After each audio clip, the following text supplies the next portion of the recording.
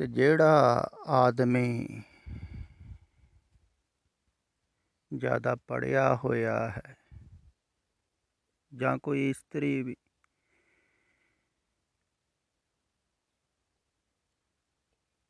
ਜਿਹਨੂੰ ਖਿਆਲ ਹੈ, ਜ਼ਿਆਦਾਤਰ ਲੋਕਾਂ ਨੂੰ ਇਉਂ ਹੀ ਖਿਆਲ ਹੈ ਭਾਈ ਅਸੀਂ ਸਮਝ ਲਵਾਂਗੇ ਜੋ ਇਹ ਕਹਿ ਰਹੇ ਹਨ, ਜਾਂ ਜੋ ਬਾਬੇ ਨਾਨਕ ਨੇ ਕਿਹਾ ਹੈ। ਬਹੁਤੇ ਪੜ੍ਹੇ ਲਿਖੇ ਸੋਚਦੇ ਹਨ ਵੀ ਅਸੀਂ ਸਮਝ ਲਿਆ ਹੈ, ਕਥਾ ਕਰਦੇ ਹਨ, ਪ੍ਰਚਾਰ ਕਰ ਰਹੇ, ਸਮਝਾ ਰਹੇ ਹਨ ਲੋਕਾਂ ਨੂੰ। ਉਹ ਕਹਿੰਦੇ ਅਸੀਂ ਸਮਝ ਹੀ ਲਿਆ, ਜਾਣਦੇ ਹੀ ਹਾਂ ਬਾਬੇ ਨਾਨਕ ਨੇ ਕੀ ਕਿਹਾ। ਪਰ ਸਮਝ ਦੇ ਤਲ 'ਤੇ ਉਹਨਾਂ ਨੇ ਜੋ ਕਿਹਾ ਹੈ, ਉਹਨੂੰ ਜਿਹੜਾ ਸਮਝ ਲੈਂਦਾ ਹੈ ਨਾ, ਉਹ ਬਾਬੇ ਨਾਨਕ ਤੋਂ ਦੂਰ ਚਲੇ ਜਾਂਦਾ ਹੈ। ਇਹ ਗੱਲ ਖਿਆਲ ਵਿੱਚ ਰੱਖਿਓ। ਇਹ ਵਾਰ-ਵਾਰ ਕਹੀ ਜਾ ਰਹੀ ਹੈ ਕਿਉਂਕਿ ਅਜੋਕੇ ਸਮੇਂ 'ਚ ਸਮਝਦਾਰੀ ਜ਼ਿਆਦਾ ਵੱਧ ਰਹੀ ਹੈ ਅਤੇ ਲੋਕ ਸੋਚਦੇ ਹਨ ਵੀ ਅਧਿਆਤਮ ਨੂੰ ਵੀ ਅਸੀਂ ਸਮਝ ਲਵਾਂਗੇ। ਅਤੇ ਮੇਰੀ ਇੱਕ ਹੱਥ ਜੋੜ ਕੇ ਬੇਨਤੀ ਹੈ, ਗੁਜ਼ਾਰਿਸ਼ ਹੈ ਵੀ ਜਿਹੜੇ ਵੀ ਸੋਚਦੇ ਹਨ ਨਾ ਵੀ ਆਹ ਰਿਕਾਰਡਿੰਗਾਂ ਸੁਣ ਕੇ ਵੀ ਅਸੀਂ ਸਮਝ ਲਵਾਂਗੇ, ਇਹ ਵੀ ਸਮਝ ਦੇ ਤਲ ਤੋਂ ਹੀ ਬੋਲ ਰਿਹਾ ਹੈ। ਜਦੋਂ ਇਹਦੀ ਸਮਝ ਵਿੱਚ ਆ ਗਿਆ ਤਾਂ ਸਾਡੀ ਕਿਉਂ ਨਾ ਆਊਗਾ। ਤੇ ਉਹ ਸਮਝਣਗੇ, ਅਤੇ ਜਿੰਨਾ ਵੀ ਸਮਝਣਗੇ ਅਤੇ ਖਿਆਲ ਕਰਨਗੇ ਅਸੀਂ ਸਮਝ ਲਿਆ ਹੈ,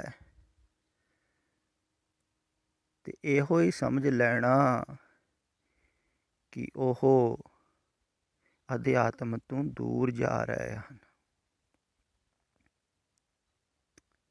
ਬੌਧਿਕ ਗਿਆਨ ਅਧਿਆਤਮ ਤੋਂ ਦੂਰ ਲਿਜਾਂਦਾ ਹੈ, ਕਿਉਂਕਿ ਬੁੱਧੀ ਦਾ ਗਿਆਨ ਸੰਸਾਰ ਵਾਸਤੇ ਹੈ। ਬੁੱਧੀ ਸੰਸਾਰ ਵਾਸਤੇ ਹੈ। ਸੰਸਾਰ ਦਾ ਗਿਆਨ ਹੁੰਦਾ ਹੈ ਬੁੱਧੀ ਨੂੰ। ਸੰਸਾਰ ਦਾ ਗਿਆਨ ਛੱਡ ਵੀ ਸਕਦੀ ਹੈ ਬੁੱਧੀ। ਸੰਸਾਰ ਦੀ ਸਮਝ ਛੱਡ ਸਕਦੀ ਹੈ ਬੁੱਧੀ। ਸੰਸਾਰ ਨੂੰ ਛੱਡਣ ਵਾਸਤੇ ਕੰਮ ਆਉਂਦੀ ਹੈ, ਪਰ ਅਧਿਆਤਮ ਗਿਆਨ ਬੁੱਧੀ ਵਿੱਚ ਨਹੀਂ ਆਉਂਦਾ ਹੈ, ਆ ਨਹੀਂ ਸਕਦਾ ਹੈ। ਇਹ ਗੱਲ ਖਿਆਲ ਵਿੱਚ ਰੱਖੋ, ਕਿਉਂਕਿ ਬਹੁਤ ਐਸੇ ਹਨ, ਮੈਨੂੰ ਪਤਾ ਲੱਗ ਰਿਹਾ ਹੈ ਵੀ ਉਹ ਇਸ ਢੰਗ ਨਾਲ ਸੁਣ ਰਹੇ ਹਨ ਵੀ ਜਿਵੇਂ ਉਹ ਸਮਝ ਲੈਣਗੇ, ਅਤੇ ਐਸਾ ਖਿਆਲ ਵੀ ਉਹਨਾਂ ਨੂੰ ਬਣ ਰਿਹਾ ਹੈ ਵੀ ਸਮਝ ਵਿੱਚ ਆ ਰਿਹਾ ਹੈ।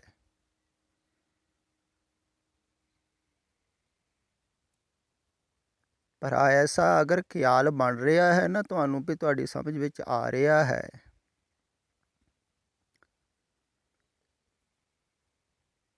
ਫਿਰ ਤੁਸੀਂ ਅਹੰਕਾਰ ਦੀ ਯਾਤਰਾ ਕਰ ਰਹੇ ਹੋ, ਅਧਿਆਤਮ ਤੋਂ ਦੂਰ ਜਾ ਰਹੇ ਹੋ।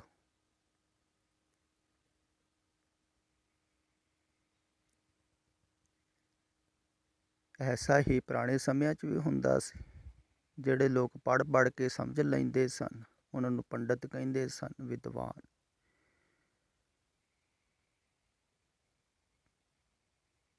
ਤੋ ਜਾਣਦੇ ਸਨ ਪਰਮਾਤਮਾ ਬਾਰੇ ਸਭ ਕੁਛ, ਜਾਣਕਾਰੀ ਸਾਰੀ ਸੀ, ਨੌਲੇਜ ਕਹਿ ਲਓ, ਸਮਝਾ ਦਿੰਦੇ ਸਨ ਦੂਸਰੇ ਨੂੰ।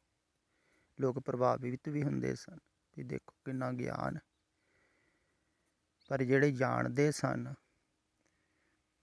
ਉਹਨਾਂ ਨੇ ਕਿਹਾ ਹੈ, ਪੰਡਿਆ ਕਵਨ ਕਮਤ ਤੁਮ ਲਾਗੇ, ਬੂਢੋਗੇ ਪਰਿਵਾਰ ਸਕਲ ਨਾਮ ਨਾ ਜਪੋ। ਤੁਸੀਂ ਆਪ ਵੀ ਡੁੱਬੋਗੇ, ਆਪਣੇ ਨਾਲ ਦਿਆਂ ਨੂੰ ਸਾਰਿਆਂ ਨੂੰ ਡੁੱਬੋਗੇ। ਤੁਸੀਂ ਹੰਕਾਰ ਵਧਾ ਰਹੇ ਹੋ, ਜਾਣਕਾਰੀ ਦਾ ਹੰਕਾਰ।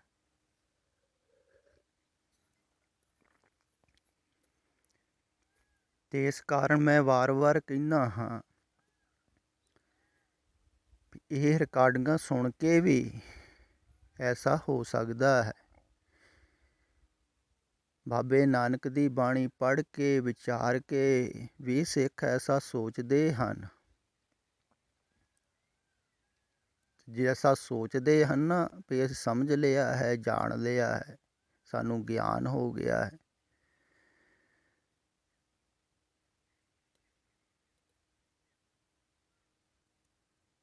ਤੇ ਉਹ ਉਲਟੇ ਪਾਸੇ ਜਾ ਰਹੇ ਹਨ, ਨਰਕਾਂ ਵਾਲੇ ਪਾਸੇ।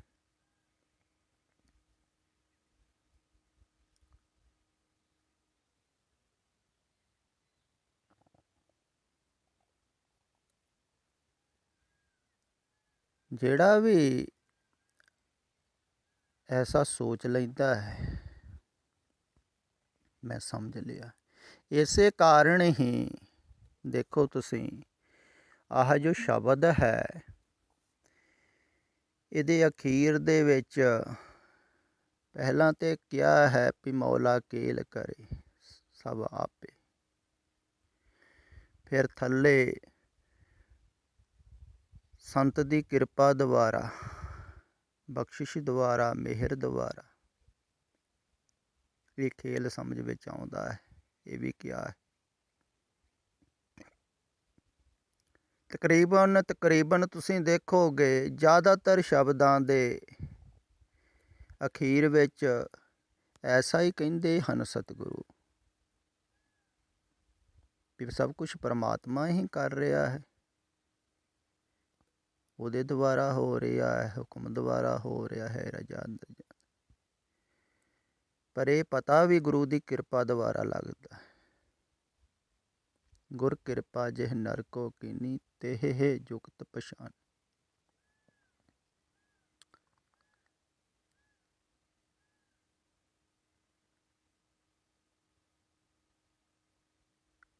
ਕਿਉਂਕਿ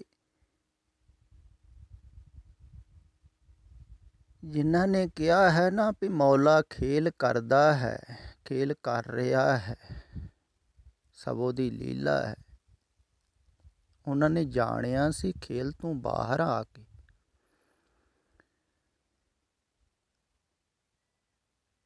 ਤੇ ਇਸ ਕਾਰਨ ਉਹ ਇਹ ਕਹਿ ਰਹੇ ਹਨ ਵੀ ਜਿਹੜੇ ਖੇਲ ਤੋਂ ਬਾਹਰ ਆਏ ਹੋਏ ਹਨ ਨਾ ਉਹਨਾਂ ਦੁਆਰਾ ਹੀ ਤੁਹਾਨੂੰ ਪਤਾ ਲੱਗੇਗਾ ਵੀ ਖੇਲ ਤੋਂ ਬਾਹਰ ਕਿਵੇਂ ਆਇਆ ਜਾ ਸਕਦਾ।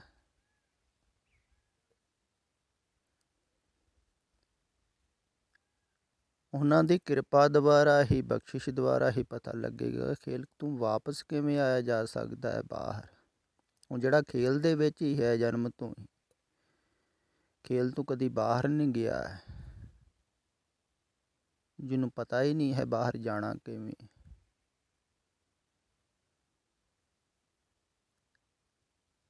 ਉਹਨੂੰ ਪਤਾ ਕਿਵੇਂ ਲੱਗੇਗਾ ਵੀ ਪਰਮਾਤਮਾ ਖੇਲ ਕਰ ਰਿਹਾ ਹੈ।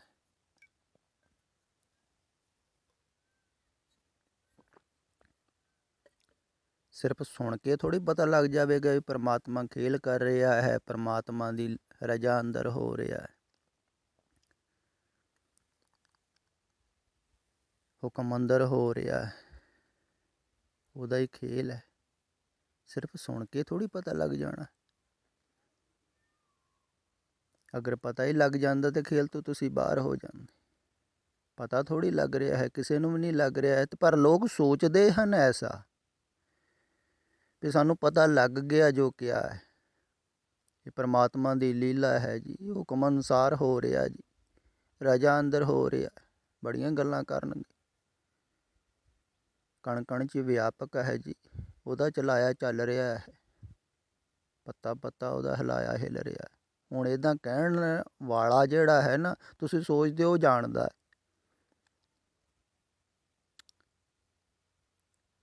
ਤਾਂ ਉਹਨੂੰ ਵੀ ਲੱਗਦਾ ਹੈ ਸ਼ਾਇਦ ਮੈਂ ਜਾਣ ਗਿਆ। ਦੇਖੋ ਲੋਕ ਸੁਣਦੇ ਆ।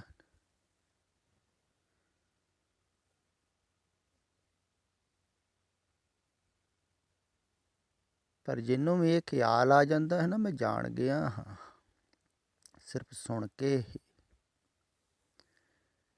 ਉਹ ਅਧਿਆਤਮ ਦੇ ਮਾਰਗ 'ਤੇ ਚੱਲ ਨਹੀਂ ਸਕਦਾ।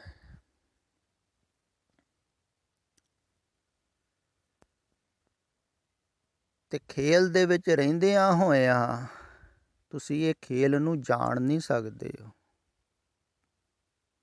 ਕਿਉਂਕਿ ਤੁਸੀਂ ਦਵੈਤ ਦੇ ਵਿੱਚ ਹੋ। ਜਿੱਥੇ ਖੇਲ ਚੱਲ ਰਿਹਾ ਹੈ ਤੁਸੀਂ ਉਹ ਖੇਲ ਦੇ ਵਿੱਚ ਹੋ, ਪਾਤਰ ਬਣੇ ਹੋਏ ਹੋ। ਖੇਲ ਰਹੇ ਹੋ। ਹੁਣ ਤੁਹਾਨੂੰ ਪਤਾ ਹੀ ਨਹੀਂ ਲੱਗ ਰਿਹਾ ਹੈ ਵੀ ਖੇਲ ਰਹੇ ਆ। ਬਾਹਰ ਬੈਠ ਕੇ ਦੇਖੋਗੇ ਤਾਂ ਪਤਾ ਲੱਗੂਗਾ ਨਾ। ਜਿਹੜਾ ਬਾਹਰ ਬੈਠਾ ਹੈ ਉਹਨੂੰ ਪਤਾ ਲੱਗਦਾ ਹੈ ਵੀ सब खेल चल रहा है। माटी को पूतरा कैसे नचत हसे हसे खेले दौड़िਓ ਫਿਰਤ ਉਹ ਦੇਖ ਰਿਹਾ ਸਨ ਮਿੱਟੀ ਦਾ ਪੁਤਲਾ। ਹੁਣ ਤੁਸੀਂ ਦੇਖਦੇ ਥੋੜ੍ਹੀ ਆਪਣੇ ਬੱਚਿਆਂ ਨੂੰ ਮਿੱਟੀ ਦਾ ਪੁਤਲਾ ਦੇਖਦੇ ਹੋ ਖੇਲਦੀ ਤਰ੍ਹਾਂ। ਘਰ ਵਾਲੇ ਨੂੰ ਦੇਖਦੇ ਹੋ ਵੀ ਖਿਡੌਣੇ ਹਨ। ਅਗਰ ਉਹਨਾਂ ਦੀ ਲੱਤ ਬਾਂਹ ਟੁੱਟ ਜਾਵੇ ਤਾਂ ਤੁਹਾਨੂੰ ਖਿਡੌਣੇ ਦੀ ਤਰ੍ਹਾਂ ਮਹਿਸੂਸ ਹੋਵੇਗਾ ਕਿ ਜਾਂ ਅਸਲੀ ਦੀ ਤਰ੍ਹਾਂ ਹੋਵੇਗਾ। ਖਿਡੌਣੇ ਦੀ ਟੁੱਟ ਗਈ, ਜਿਵੇਂ ਬੱਚੇ ਖਿਡੌਣੇ ਦੀ ਲੱਤ ਬਾਂਹ ਤੋੜ ਦਿੰਦੇ ਹਨ, ਉਹਨਾਂ ਨੂੰ ਅਸਲੀ ਲੱਗਦੀ ਹੈ, ਰੋਂਦੇ ਹਨ। ਤੁਸੀਂ ਸਮਝਾਉਂਦੇ ਹੋ ਨਾ, ਲੈ ਇਹ ਤਾਂ ਲੱਕੜ ਦੀ ਹੈ, ਹੋਰ ਆ ਜੂ। ਪਰ ਜਿਹਨੂੰ ਤੁਸੀਂ ਅਸਲੀ ਕਹਿੰਦੇ ਹੋ ਹੈ ਉਹ ਵੀ ਖਿਡੌਣੇ, ਪਰ ਤੁਸੀਂ ਉਹਨਾਂ ਨੂੰ ਅਸਲੀ ਸਮਝ ਰਹੇ ਹੋ। ਪਰ ਤੁਸੀਂ ਖੇਲ ਦੇ ਵਿੱਚ ਹੋ, ਤੁਸੀਂ ਸਮੋਹਿਤ ਹੋ ਖੇਲ ਦੇ ਵਿੱਚ। ਤੁਹਾਨੂੰ ਖੇਲ ਦਾ ਪਤਾ ਥੋੜ੍ਹੀ, ਪਤਾ ਲੱਗ ਨਹੀਂ ਸਕਦਾ ਖੇਲ ਦੇ ਵਿੱਚ ਰਹਿੰਦਿਆਂ ਹੋਏ।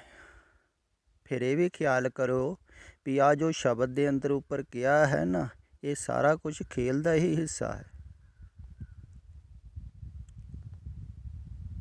ਜੋ ਵੀ ਉੱਪਰ ਕਿਹਾ ਹੋਇਆ ਹੈ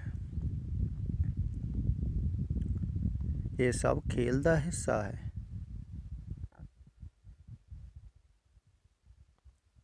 ਖੇਲ ਵੀ ਜਿਸ ਤਰ੍ਹਾਂ ਕਹਿ ਲਈਏ ਨਾ ਵੀ ਅਲੱਗ ਤਰ੍ਹਾਂ ਦੇ ਹੁੰਦੇ ਹਨ।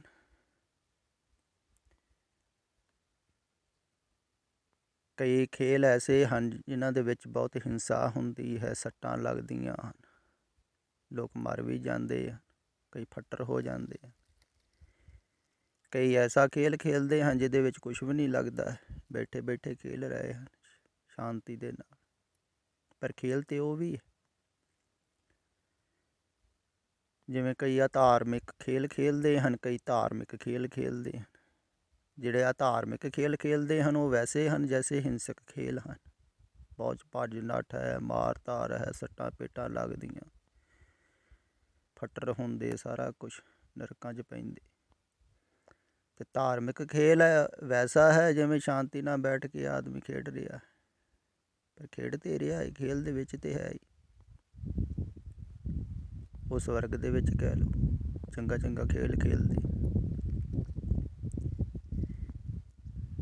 ਬ੍ਰਿਖੇ ਹੇਠ ਸਭ ਜਨਤੇ ਇਕੱਠੇ, ਇੱਕ ਤੱਤੇ ਇੱਕ ਬੋਲਣ ਮਿੱਠੇ, ਇੱਕ ਤੱਤੇ ਇੱਕ ਮਿੱਠੇ, ਇੱਕ ਧਾਰਮਿਕ ਇੱਕ ਧਾਰਮਿਕ।